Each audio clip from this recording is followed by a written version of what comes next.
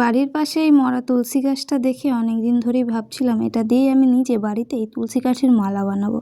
বাজারে তো অনেক দাম তুলসী কাঠের মালা, আর সামনে যেহেতু পেয়েছি, গাছটা মরা, তাই তুলে নিলাম।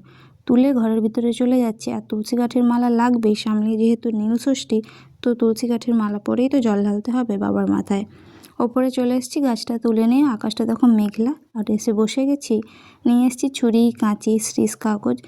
তো তুলসী কাঠির যেগুলো একটু সরু সরু আর শক্ত শক্ত, সেগুলোকে ভেঙে নিয়েছি। ভেঙে ঘষে এই দেখো এরকম ছোটো ছোটো করে কেটে নিয়েছি।